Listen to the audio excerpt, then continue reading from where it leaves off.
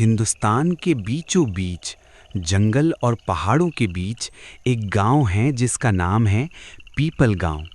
इस गांव का जिक्र न किसी नक्शे में मिलता है और न ही कोई मुसाफिर यहाँ रात गुजारने की हिम्मत करता है।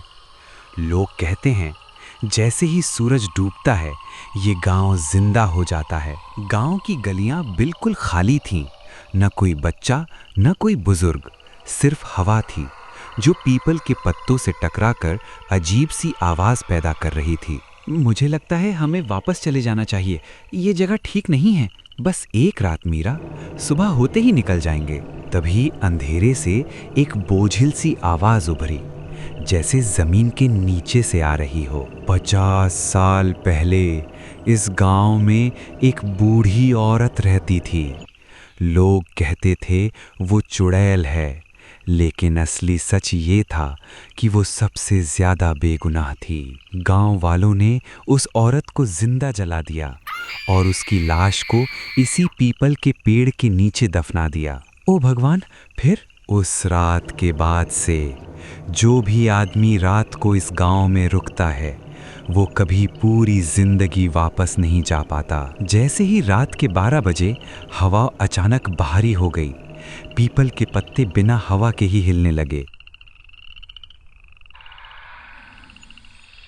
कोई मेरा नाम ले रहा है, तुम सुन रहे हो? अचानक गांव के घरों के दरवाजे एक एक करके खुलने लगे, लेकिन बाहर कोई नहीं था। ये सब क्या हो रहा है?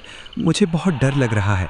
अगर तुम जिंदा रहना चाहते हो तो सिर्फ एक ही तरीका है। क्या? पीपल के नीचे दिया जलाओ और सुबह तक उसे बुझने मत देना। रात भर अजीब आवाजें आती रहीं, किसी के रोने की, किसी के हंसने की और कभी-कभी किसी के चलने की।